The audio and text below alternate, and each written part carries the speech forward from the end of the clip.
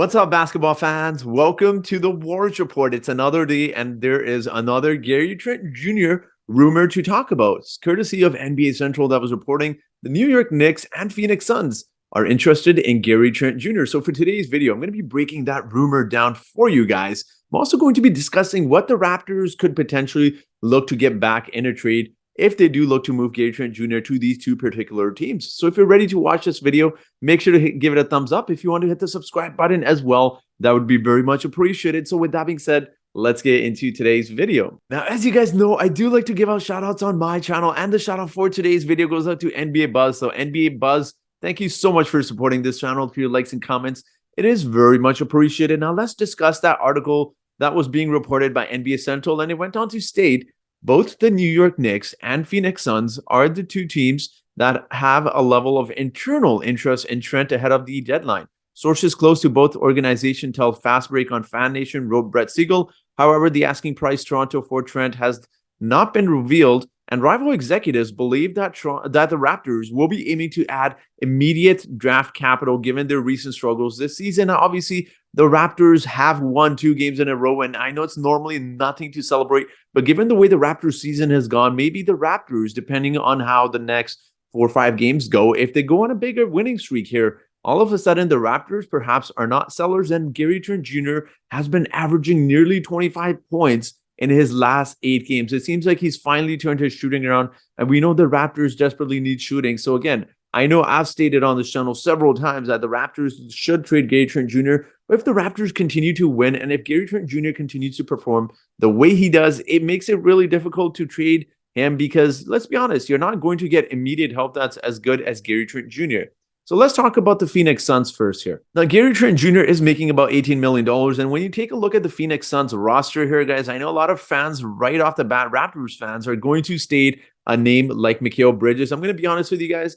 He's someone the Phoenix Suns value very highly. There's no chance we're getting him. Unless we're throwing in first-round picks and we're giving up assets to acquire Mikal Bridges, it doesn't make sense. And also take into consideration, if the Phoenix Suns are trading for a soon-to-be 24-year-old Gary Trent Jr., they want to keep Mikal Bridges around because he fits that timeline of Gary Trent Jr. So again, he's a name I'm going to cross off right off the list right away. But some other names that could be intriguing, again, DeAndre Eaton. The only question is the Raptors will have to include about $11-12 million, and a name that comes to mind is Chris Boucher. And again, they'd probably have to throw in maybe a tiny bit more, maybe second-round picks to acquire DeAndre Eaton, and perhaps they get him. Perhaps they get the center they have so desperately needed. And I mean, besides those 2 names, if I'm being honest, and no disrespect to the Phoenix Suns, there isn't a lot they can give up. So again, maybe Cam Johnson, but he's also an expiring contract that's going to be requiring a bigger payday. So the whole point, if the Raptors do look to move Gary Trent Jr., is, of course, draft capital as well,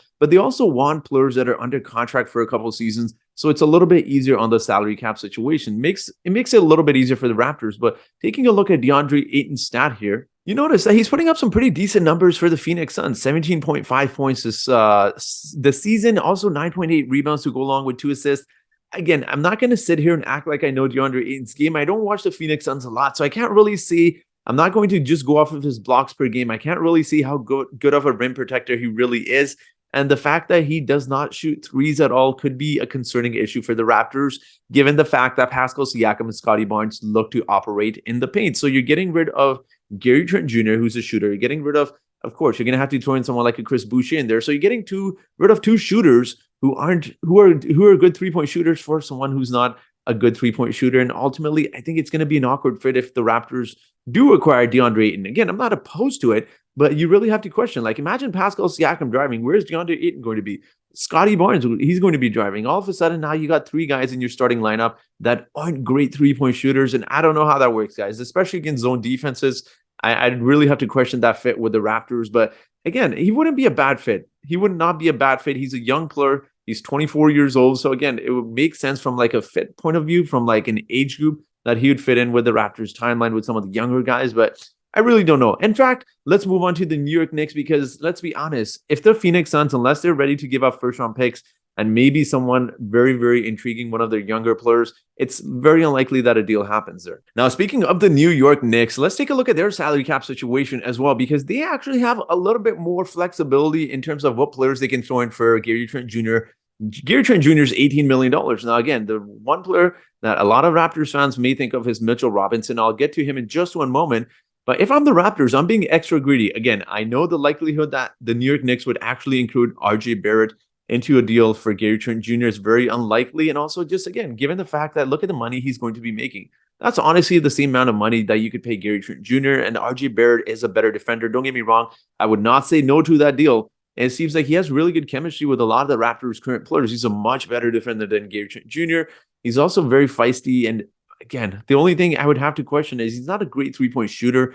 And he's struggling a little bit from the three-point line this year. So the only question will be, if you're looking for three-point shooting, then no, maybe RJ Barrett doesn't make sense. But overall, RJ Barrett is a much better player than Gary Trent Jr. I don't think the New York Knicks do that deal at all. But some of the other players on the list here, Isaiah Hartenstein, Cam Reddish, Obi Toppin. I know they're not getting rid of him, but just throwing out some names out there. Emmanuel Quickly. You could mix and match some of these guys, but the thing with trading Gary Trent Jr. is one thing I will state, guys. You can fill in a lot of holes this Toronto Raptors organization has. You can get a center, you can get a backup guard, and again, depending on how desperate the New York Knicks are, like if they give up Isaiah Hartenstein, Cam Reddish, and they give up Emmanuel Quickly, which I don't think they do, that equates to about $15 million. I think that works in the trade machine. So it would fill out the Raptors' few spots. I'm not saying I do that deal. Don't get me wrong, guys. I like Cam Reddish, but he's also going for a payday this offseason as well. And Isaiah Hartenstein, let's be honest, he's not a starting caliber center. He's a role player at best. Emmanuel Quickly would be someone I'd absolutely love to have. But again, it makes it a little bit challenging, right? Like, obviously, you're not going to acquire Evan Fournier. You're not acquiring that. Maybe Derrick Rose and some younger players like Emmanuel Quickly. But I don't know, guys. Again, one player I will look at just because I know a lot of fans will state him is Mitchell Robinson. His contract isn't bad. Look at his contract there. 17 million, 15 million, 14 million, 12 million. It decreases season by season, and that's something you'd absolutely love to have. He's also 24 years old, and let's take a look at his statistics here. Now, as you see there, he's not putting up big numbers with the New York Knicks. He's playing about 26 minutes this season. He's averaging 7.5 points, 9 rebounds, which is actually, let's be honest, that's really good for someone playing 26.5 minutes. He's also averaging 1.7 blocks. So again, I'm just assuming based off of the numbers. I don't watch the Knicks. I've seen Mitchell Robinson a few times when the Raptors play him. I don't know how good of a rim protector he is. I don't want to go off of just blocks here, guys, because look, Chris Boucher gets a lot of blocks as well. You could say he's a great rim protector, but he's really not. He jumps out a lot. And the thing that, again, is going to really make me question whether or not the Raptors would do this trade is also because of Gary Trent Jr. being the best player in this deal, but also Mitchell Robinson just does not shoot the three at all. So that's the only thing. Again, same thing. I'm going to go back to DeAndre Eaton.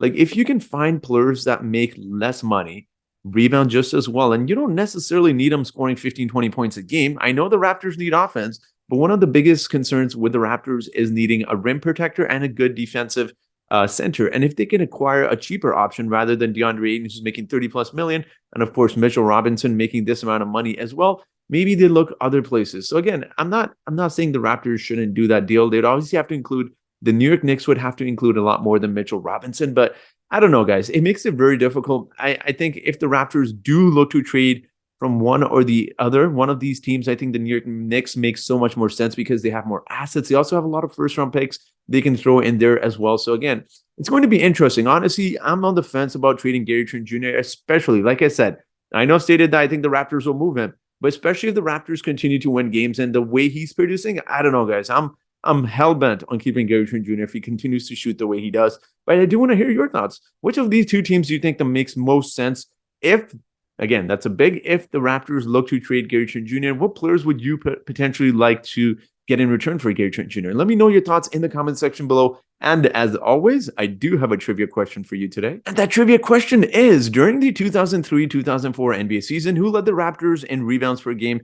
Try not to look this up, guys. Is it A. Chris Bosh? Is it B. Danielle Marshall? Is it C. Antonio Davis? Or is it D. Jerome Williams? Whoever answers this trivia question correctly first in the comment section gets a shout out in my next video. So that will be it for today's video, guys. Thank you so much for your support of this channel. If you're still watching, you can hit the subscribe button. That'd be cool as well. And with that being said, I hope you guys have yourselves a great day.